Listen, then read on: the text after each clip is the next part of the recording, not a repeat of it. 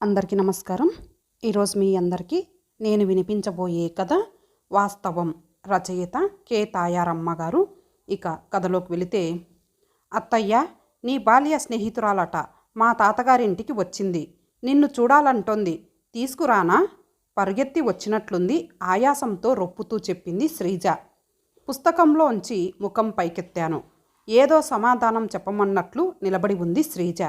నా బాల్య స్నేహితురాలా? ఎవరై ఉంటారు? రిటైర్మెంట్కి దగ్గర పడిన నేను ఏం గుర్తు చేసుకోగలను? కళ్ళజోడు సవరించుకుంటూ ఆలోచిస్తున్నాను. అత్తయ్య! శ్రీజలో అసహనం చోటు చేసుకుంటోంది. చిన్నగా నవ్వుతూ ఆ పిల్ల తల మీద చెయ్యి వేసి నిమిరాను. సారీరా అంటూ బుంగమూతి పెట్టి అంది శ్రీజ. ఇంతకీ అత్తయ్య, ఆమెను తీసుకురమ్మన్నావా వద్దా? తీసుకురా. ఇంతకీ ఎవరామె? ఇన్నేళ్లకి గుర్తు పెట్టుకొని వస్తోందంటే నాకు బాగా దగ్గర స్నేహితురాలై ఉంటుంది. ఆమె పేరు ఏమిటని చెప్పింది శ్రీజ. వెనుదిరిగి వెళ్ళిపోతున్న శ్రీజ ఠక్కున ఆగి చెప్పింది, అలకనంద అని. నాలో ఆనందం పొంగి పొరిలింది. అలకనంద? అలకనందని చూసి 40 ఏండ్లు దాటింది. ఇంక వెళ్ళొచ్చా? కోపంగా ప్రశ్నించింది శ్రీజ. నా ఆలోచనలతో శ్రీజ సహనానికి పరీక్ష పెడుతున్నాననిపించింది. వెళ్ళు అన్నాను, మళ్ళీ పుస్తకంలో తలదూరుస్తూ. అత్తయ్య, నువ్వందరినీ అంటావు చరిత్ర సృష్టించొద్దని. ఇప్పుడు ఇదేంటి ఇంత చరిత్ర అనేసి వెళ్ళిపోతున్న శ్రీజ మాటలు నా కర్ణ పుటాల్ని తాకి గాలిలో కలిసిపోయాయి. చరిత్ర పాఠాలు చెప్పి చెప్పి ఉండటం చేత నేను ప్రతిక్షణం వాడే డైలాగిది, చరిత్ర సృష్టించొద్దు అని. అలకనంద ఆ పేరు వినగానే మనసు ఆహ్లాదంతో పులకించిపోయింది. ఏనాటి స్నేహం! మనసు అట్టడుగు పొరల్లోంచి తన్నుకొచ్చిన చిన్ని జ్ఞాపకం అలకనంద. నాడు చుక్కల్లో చంద్రుల్లా వెలిగిపోయేది అలకనంద మా స్నేహితురాళ్ళందరి మధ్య. అలకనంద మరో పేరు వెన్నెల బొమ్మ. అరుగో అత్తయ్య, వాళ్ళొస్తున్నారు అంటూ తుర్రుమంది శ్రీజ. శ్రీజ మా ఆఖరి తమ్ముడు శ్రీను కూతురు. సెయింట్ మేరీ ఇంగ్లీష్ మీడియం స్కూల్లో 7వ తరగతి చదువుతోంది. వాళ్ళు వస్తున్నారు లోపలికి. కళ్ళజోడు సవరించుకుంటూ చూశాను వారిని. వృద్ధాప్యానికి దగ్గరవుతున్న మగ ఆడ కళ్ళజోడు పవరు తగ్గిందా, లేక వెన్నెల బొమ్మ మసకబారిందా? అలక అన్నాను ఎదురుగా వెళ్ళి ఆమెను కౌగిలించుకుంటూ. ఆమె ముఖంలో 1000 జ్యోతుల కాంతులు. ప్రణతి, ఎన్నాళ్లకు చూశాను నిన్ను. భగవంతుడు దయామయుడు సుమా. మా బంధువులమ్మాయికి ఈ ఊర్లోనే పెళ్ళి. నువ్వు ఇక్కడే లెక్చరర్గా చేస్తున్నావని ఆ మధ్య ఎవరో చెప్పారు. నిన్ను చూడొచ్చు కదా అని ఈ పెళ్లి పేరుతో ఇలా వచ్చాను. ఇంతకీ నువ్వెలా ఉన్నావు? సన్యాసిని ఎలా ఉంటాన్రా? అలా కూర్చొని మాట్లాడుకుందాం. మీరు రండి అన్నాను ఆమె భర్త వైపు తిరిగి. ఇద్దరూ వచ్చి సోఫాలో కూర్చున్నారు. శ్రీను భార్య కాఫీలు తెచ్చింది. నా మనసు ఎరిగి ప్రవర్తిస్తుంది శ్రీను భార్య సరసు. వారిద్దరినీ చూస్తున్నాను. అలక జుట్టంతా నెరిసిపోయింది. అయినా ఏదో అందం. వేషధారణ అతి సాధారణంగా ఉంది. చేతికి 2 ఎర్రగాజులు, సైడు బంగారం గాజులతో సహా పగడాలు ముత్యాలు కలిపిన 1-2 నగలు, లేతాకుపచ్చ బెంగాల్ కాటన్ చీర. ఇంతకీ నువ్వు పెళ్లి చేసుకోనే లేదన్నమాట. తెల్ల దానిమ్మ లాంటి పళ్ళు తలుక్కున మెరిసేలా ప్రశ్నించింది. అలక పళ్ళు మాత్రం గట్టిగా ఉన్నట్లే ఉన్నాయి. లేదు అన్నాను ఆమె వైపు చూస్తూ. మౌనం వహించింది అలక. అలక భర్తతో చాలాసేపు మాట్లాడాను. ఒకప్పుడు అలక ప్రేమించి పెళ్లి చేసుకున్న భర్త ఆయన. ఏదో కంపెనీలో ఉద్యోగం చేసి రిటైర్ అయ్యాడట. మాటల మధ్యలో చెప్పింది అలక. తనకి 2 అమ్మాయిలు 1 అబ్బాయి అట. అబ్బాయి హైదరాబాదులో మంచి ఉద్యోగమే చేస్తున్నాడని చెప్పింది. అక్కడ పెద్ద ఇల్లు కట్టాడట. ఆ ఇంటికి తన పేరే పెట్టాడట, అలకనంద అని. ఎప్పుడు హైదరాబాద్ వచ్చినా తన ఇంటికి రమ్మని, కొడుకు కోడలు తమని దైవ సమానంగా చూస్తారని, తన మాట జవదాటరని, కూతుళ్ళిద్దరికీ మంచి సంబంధాలు వచ్చి పెళ్ళిళ్ళయ్యాయని, వారు అత్తవారి ఇళ్ళకి వెళ్ళిపోయారని, చక్కగా కాపురాలు చేసుకుంటున్నారని, ఇంకా ఎన్నెన్నో చెప్పింది. ఇంతలో మూను మమ్మీ ఆకలి అంటూ వచ్చింది. అత్తయ్యని అడిగి ఏదైనా తీసుకొని తిను అన్నాను ఆ పిల్లను మురిపెంగా చూస్తూ. మమ్మీనా? ప్రశ్నార్థకంగా చూసింది అలక. అదంతే అన్నాను నవ్వుతూ. ఈసారి అనుమానంగా చూసింది. ఆమెలో ఏదో అలజడి. ఆ క్షణంలో ఏ సమాధానం చెప్పకుండానే వాళ్ళని భోజనాలకి తీసుకువెళ్ళాను. సరసు వండిన వంటలు వారికి బాగా నచ్చాయి. అలక ముఖంలో కవలికలు గమనిస్తూనే ఉన్నాను. మూను ఎవరన్నదే ఆమె ప్రశ్న. ఆ రాత్రి చెప్పాను మూను గురించి. ఆ రాత్రి తెల్లార్లు నిద్రపోలేదు మేము. చాలా చాలా విషయాలు మాట్లాడుకున్నాము. మధ్య మధ్య అలక భర్త సుదర్శన్ కూడా మాటలు కలిపాడు. అలక తన గొప్పదైన జీవితం గురించి పదే పదే చెప్పింది. తన ఇల్లు, పిల్లలు, గృహిణిగా, తల్లిగా, అమ్మమ్మగా, నాన్నమ్మగా తనెంత ఎత్తుకెదిగిందో చెప్పింది. పెళ్ళి పిల్లలు లేని జీవితం వృధా అన్నట్లు మాట్లాడింది. పెంచిన బిడ్డలకి మన మీద ఎందుకు ప్రేమాభిమానాలు వస్తాయి అంటూ ఈసడింపుగా మాట్లాడింది. నేను నవ్వి ఊరుకున్నాను. నా పేగు తెంచుకు పుట్టిన బిడ్డలు కనుక వాళ్ళు నన్ను పువ్వుల్లో పెట్టి చూస్తున్నారు అంది గర్వంగా. అవన్నీ నన్నే అని నాకు తెలుసు. మౌనం వహించి ఊరుకున్నాను. మూనుని హైదరాబాదులో చదివించాలనుకుంటున్నాను అన్నాను మాటల సందర్భంలో. మా ఇంట్లో ఉంచి చదివించు. కొడుకు కోడలు ఉద్యోగాలకి వెళ్ళిపోతారు. ఇంట్లో నేను ఆయనే. కావలసినంత ఖాళీ అంది అలక. చూద్దాంలే అన్నాను. మర్నాడు అలక వెళ్ళిపోతుంటే చీరా జాకెట్టు పెట్టాను బొట్టు పెట్టి. అలక కన్నులలో సన్నటి నీటి తెర కదలాడింది. వాళ్ళు వెళ్ళాక ఇల్లంతా శూన్యంగా అనిపించింది. అప్పటి స్నేహం ఇప్పుడు ఎదుట నిలిచి గిలిగింతలు పెట్టి మళ్ళీ కనుమరుగయ్యింది. మరలా రొటీన్ జీవితం. రోజులు దొర్లుతున్నాయి. మూను నా ఆశల్ని ఆశయాల్ని నిలబెడుతూ ఇంజనీరింగ్ ప్రవేశ పరీక్షలో మంచి మార్కులతో ర్యాంకు సాధించింది. హైదరాబాదులో సీట్ వచ్చింది. అప్పుడు గుర్తొచ్చింది అలకనంద మరలా. కొన్ని వందల మంది విద్యార్థుల మధ్య హాస్టల్లో చదివించడం కంటే హాయిగా మూనుని అలకనంద దగ్గరే ఉంచితే బాగుంటుందేమో అనుకున్నాను. అన్ని విషయాలు కనుక్కు రావడానికి హైదరాబాదు బయలుదేరాను. రిజర్వేషన్ కంపార్ట్మెంటులో కూర్చున్నాను. రైలు ఊపందుకుంది. రైలుతో పాటు పరుగులు తీస్తున్న చెట్లు పుట్టలు నయనానందాన్ని కలగజేస్తున్నాయి. నాకు రైలు ప్రయాణం అంటే చాలా ఇష్టం. ఇంకా నా నుంచి మూను కొన్నాళ్ళు ఎడంగా ఉంటుంది. ఇంతవరకు ఆ పిల్లని ఒక్కరోజు కూడా విడిచిపెట్టి ఉండలేదు. నా ఆశల్ని కలల్ని నిజం చేస్తున్న మూను అంటే నాకు పంచప్రాణాలు, కించిత్ గర్వం కూడా. అసలు మూను ఎవరు, నేనెవరు? ఒక్కసారి గతం కళ్ళ ముందు కదలాడింది. సరిగ్గా 18 ఏళ్ల క్రితం నేను తిరుమలేసుని దర్శించుకొని తిరిగి వస్తున్నాను. రిజర్వేషన్ కంపార్ట్మెంటులో నేను కాక మరికొద్ది మంది జనం మాత్రమే ఉన్నారు.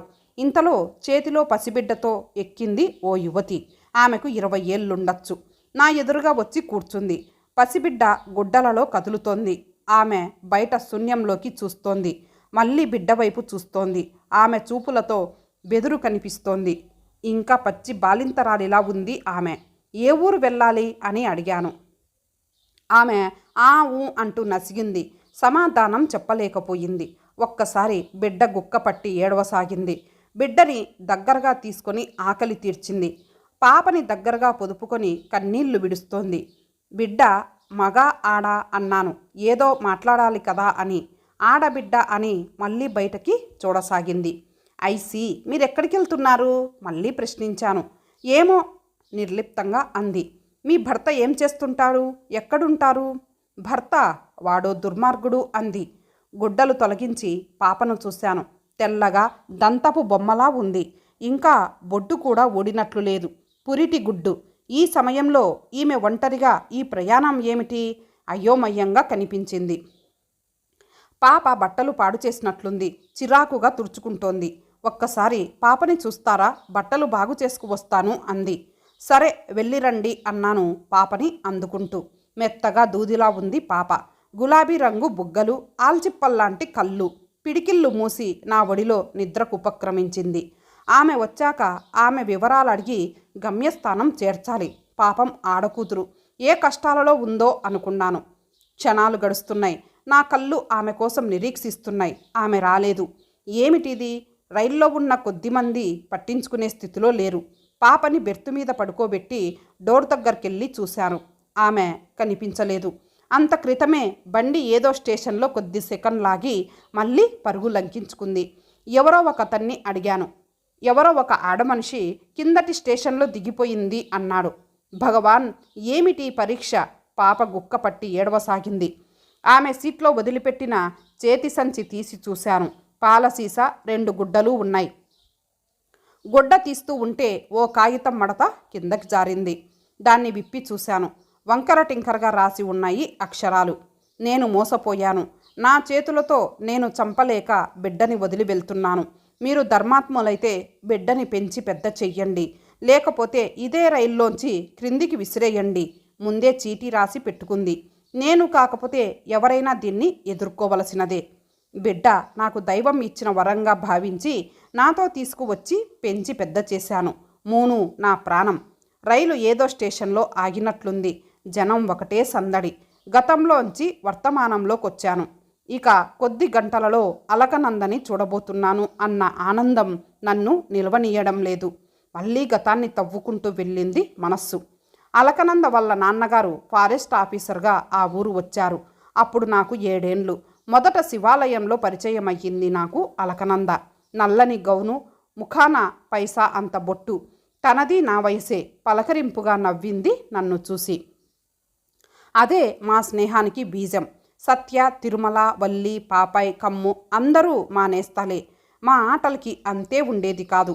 అందరం కలిసి బడి ఎగ్గొట్టి బొమ్మల పెళ్ళిళ్ళు చేసేవాళ్ళం. గుజ్జన గూళ్ళు, అట్ల తద్ది వస్తే మా హడావిడి అంతా ఇంత కాదు. శరత్చంద్రికలలో వెన్నెల కుప్పలు ఆడుకునేవాళ్ళం. అలకనంద, నీ పేరు తమాషాగా ఉంటుంది అనేదాన్ని. నీ పేరు అర్థం ఏంటో అంటూ నవ్వేది అలక. నా పేరులో ఓంకారం ఉంది తెలుసా అంటూ నేను నవ్వేదాన్ని. మా స్నేహం పెరిగి పెద్దదవుతోంది. అలకకి చదువు మీద ఇంట్రెస్ట్ లేదు. నాకు చిన్నప్పటి నుంచి చదువు మీద శ్రద్ధ ఎక్కువ. నా ఆసక్తిని గ్రహించిన అమ్మా నాన్నలు నన్ను పట్నంలో చదువుకి పెట్టారు. అప్పుడప్పుడు సెలవుల్లో కలుసుకుంటూ ఉండేవాళ్ళం అలక మేమందరం. నేను SLC పరీక్షలు రాసి వచ్చేసరికి అలకనందకి పెళ్లి కుదిరిందని తెలిసింది. అలక మీద ఇంకా 2 అక్కలు పెళ్లికి ఉన్నారు. అయినా ఇదేమిటి? తర్వాత సత్య చెప్పింది. వాళ్ళ అక్కల్ని చూడటానికి వచ్చిన పెళ్లి కొడుకు అలకనందని ఇష్టపడ్డాడట. ఒక ఆడపిల్ల చెల్లినా సంతోషమే అని అలకనంద పెళ్లికి తల్లిదండ్రులు అంగీకరించారట. ఆ సెలవులలో సుదర్శన్తో అలకనంద పెళ్లి జరిగిపోవడం, అతనితో ఆమె కాపురానికి వెళ్ళిపోవడం జరిగిపోయాయి. తర్వాత నేను దాదాపు అలకనందని మర్చిపోయాననే చెప్పాలి. మళ్ళీ ఇన్నాళ్ళకి అలకనందతో అనుబంధం ఏర్పడింది. సికింద్రాబాద్ స్టేషన్లో ఆగింది రైలు. ఆ రోజు 4 గంటలు లేటు బండి. అందుచేత రాత్రి 10 గంటలైంది బండి గమ్యం చేరేసరికి. ఒకసారి అడ్రస్ కాగితం తీసి చూసుకొని అలకనంద ఇంటికి బయలుదేరాను ఆటోలో. అడ్రస్ సులువుగా దొరికింది. ఇంటి ముందు ఆటో ఆగింది. ఇంటి పేరు చూశాను. సిమెంట్ పలక మీద అలకనంద అని చెక్కి ఉంది. ఆటో అతనికి డబ్బులిచ్చి పంపించి కాలింగ్ బెల్ నొక్కాను. ఓ నడివయసు స్త్రీ వచ్చి తలుపు తెరిచి ప్రశ్నార్థకంగా చూసింది నా వైపు. అలకనంద ఇల్లు ఇదేనా? మీరెవరు అంటూ ప్రశ్నించాను. బావుందమ్మాయి, ఇంటికొచ్చి నేనెవరని అడుగుతున్నావా? ఇంతకీ నువ్వెవరు అంది ఆమె తిరిగి. కొంచెం సిగ్గుపడ్డాను నా ప్రవర్తనకి. నా పేరు ప్రణతి, అలకనంద స్నేహితురాలిని. చాలా దూరం నుంచి వచ్చాను. అలకనంద ఈ అడ్రస్ ఇచ్చి నన్ను రమ్మంది. మీరు ఇందులో అద్దెకు ఉంటున్నారా? మరో తెలివి తక్కువ ప్రశ్న సంధించాను. ఏమ్మా చెప్తూ ఉంటే నీకు కాదు? ఈ ఇల్లు మా సొంతం. మా పెద్దమ్మాయి పేరు అలకనంద. ఆ పిల్ల పుట్టాక మాకు బాగా కలిసి వచ్చింది. అందుకే ఈ ఇంటికి ఈ పేరు పెట్టుకున్నాము. అన్నట్టు మరిచాను, కొన్నాళ్ల కిందట అలకనంద అనే పేరుగలావిడ ఈ ఇంట్లో అద్దెకుండేది. భర్త, కొడుకు, కోడలితో ఆవిడ మీకు డాంబికాలు చెప్పిందన్నమాట. అప్పుడు రాత్రి 12 గంటలైంది. ఈ రాత్రివేళ నేను ఎక్కడికెళ్ళగలను? తటపటాయిస్తున్న నాతో ఆమె అంది. ఈ రాత్రికి మా ఇంట్లో తలదాచుకోండి. ఇప్పుడు ఎక్కడికి వెళ్తారు? తెల్లారి వెళ్దురు గాని అంది. బ్రతుకు జీవుడా అనుకున్నాను. ఎంత పొరపాటు జరిగింది. అలకనంద మాటలు గుడ్డిగా నమ్మాను. ఆ రాత్రి నాకు ఆ అపరిచిత వ్యక్తి ఆశ్రయమిచ్చింది. భగవాన్ మనస్సులోనే ఆ దైవాన్ని స్మరించుకున్నాను. 2 గోధుమ రొట్టెలు, గ్లాస్ మజ్జిగ ఇచ్చింది. మాటల సందర్భంలో అందామె, నువ్వుంటున్న నీ స్నేహితురాలు అలకనంద ఇప్పుడు చిక్కడపల్లిలో ఉంటున్నదట. ఆ మధ్య మా మనవడికి కనపడిందంట అంటూ ఇంటి గుర్తులు చెప్పిందామె. అలాగా అన్నాను నిర్లిప్తంగా. అప్పటికే నా అంతరంగంలో చిన్న మార్పు వచ్చింది. సడన్గా కుముద పిన్ని గుర్తుకొచ్చింది. కుముద పిన్నిది చిక్కడపల్లె. ఆమె కొన్నాళ్ళు కొడుకుల దగ్గర అమెరికాలో ఉండొచ్చింది. ప్రస్తుతం హైదరాబాదులోనే ఉంటున్నదట. రేపు అక్కడికెళ్తే కావలసినంత కాలక్షేపం. కుముద పిన్నికి ఆరాలెక్కువ. ఆవిడే చెప్తుంది అలకనంద అడ్రస్ కూడా. అన్నట్టు ఒక విషయం, కుముద పిన్ని నేను ఒకే వయసు వాళ్ళం. కుముద పిన్ని నాకంటే 3 గంటల ముందు పుట్టిందట. అమ్మమ్మ బిడ్డను కని అమ్మ ప్రసవానికి సాయపడిందంట. ఆ కాలం వేరు. మనుష్యులు ఆరోగ్యంగా ఉండేవారు. తల్లి కూతుళ్ళు అత్తాకోడళ్ళు కూడా బిడ్డల్ని కంటూ ఉండేవారట ఒకే కాలంలో. మర్నాడు ఉదయాన్నే ఆమె దగ్గర సెలవు తీసుకొని ఇంకా నాకున్న పనులన్నీ చూసుకొని సాయంత్రం 7 గంటల ప్రాంతంలో కుముద పిన్ని ఇంటికి వెళ్ళాను. నన్ను చూస్తూనే సాదరంగా ఆహ్వానించింది కుముద పిన్ని. ఇద్దరం సమవయస్కులం. చిన్నప్పుడు ఒకే చోట పెరిగాము స్నేహితుల్లా. కుముద పిన్ని రుచికరంగా వండి కొసరి కొసరి వడ్డించింది. ఇద్దరం సరదాగా కబుర్లు చెప్పుకుంటూ భోజనం చేశాము. నేను కుముద పిన్నిని చూసి 10 ఏళ్ళయింది. అమెరికా కబుర్లన్నీ చెప్పింది కుముద పిన్ని. కానీ తనకి అక్కడ ఉండాలనిపించలేదట. అందుకే ఇండియా వచ్చేసిందట. ఇక మరి వెళ్ళే ప్రసక్తే లేదంది. మెరుపులాంటి ఆలోచన వచ్చినా వెనువెంటనే సర్దుకున్నాను. కుముద పిన్ని ఇల్లు చాలా పెద్దది, అందంగా ఉంది.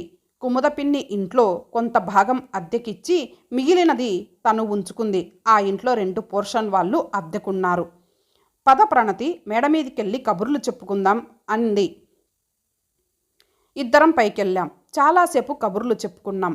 మాట్లాడుతూనే నిద్రలోకి జారిపోయింది కుముద పిన్ని. ఎవరివో మాటలు వినిపిస్తున్నాయి. మీరు మరీ జావకారిపోతున్నారు కోడలు దగ్గర. రాను రాను ఈ అగ్నిహోత్రం నేను భరించలేకుండా ఉన్నాను.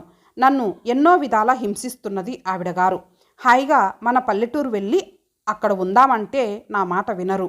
గతుక్కుమన్నాను. సందేహం లేదు అవి అలకనంద మాటలు. కిటికీ దగ్గరికెళ్ళి నిల్చున్నాను. అక్కడికి కొంచెం దూరంలో డాబా మీద పడుకొని కబుర్లు చెప్పుకుంటున్నారు వృద్ధ జంట. నా అనుమానం నిజమయ్యింది. వాళ్ళిద్దరూ అలకనంద, ఆమె భర్త. ఒక్కసారి వెళ్ళి పలకరించాలనిపించింది. కానీ ఈ స్థితిలో వాళ్ళు నన్ను ఏదోలా భావించవచ్చు.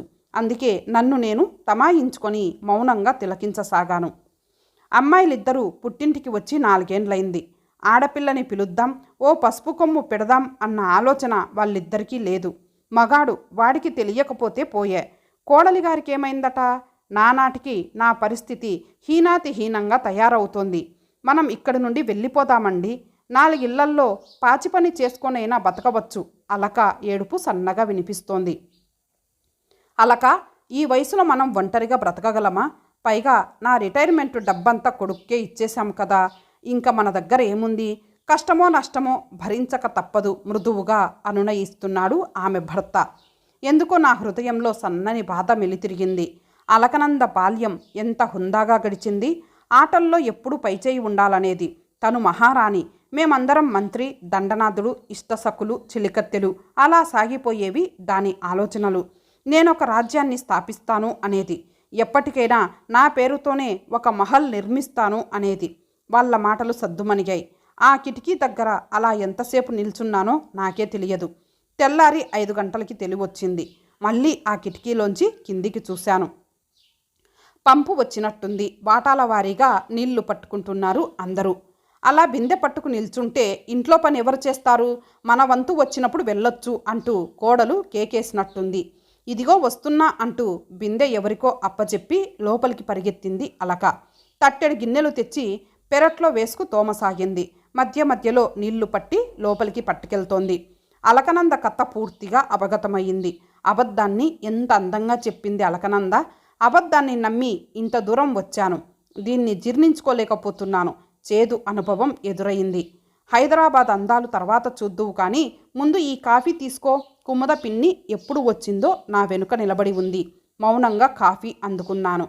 నేనెందుకు వచ్చానో ఆ పని పూర్తయింది. చేదు అనుభవాన్ని మూట కట్టుకొని తిరుగు ప్రయాణమయ్యాను. ఇంకా 2 రోజులు ఉండమని బలవంతం చేసింది కుముద పిన్ని. కుదరతన్నాను నవ్వుతూ. లేత నీలిరంగు గద్వాలు చీర పెట్టింది కుముద పిన్ని. నా ముఖాన బొట్టు పెట్టి, నువ్వో 4 రోజులు మా దగ్గరకు వచ్చి ఉండు. శ్రీను భార్య చాలా మంచిది అన్నాను. నవ్వి ఊరుకుంది కుముద పిన్ని. నేను వచ్చినది ఎవరికోసమో కుముద పిన్నికి చెప్పలేదు. నన్నెవరూ గమనించకముందే ఇక్కడి నుంచి వెళ్ళిపోవాలి. ఎన్నో ఊహించుకొని వచ్చాను. కానీ ఊహలు తలక్రిందులయ్యాయి. వీధిలోకొచ్చాను. అటువైపుగా వస్తున్న ఆటో ఆపి ఎక్కాను. అందమైన అబద్ధం స్థానే చేదు వాస్తవం వెక్కిరించినట్లయింది. అలకా అంటూ సీటుకి చేరబడ్డాను. ఆటో స్టేషన్ వైపుగా పరుగు తీస్తోంది. ఇంతటితో ఈ కథ సమాప్తం. మరొక మంచి కథతో కలుద్దాం. అంతవరకు సెలవు. నమస్తే.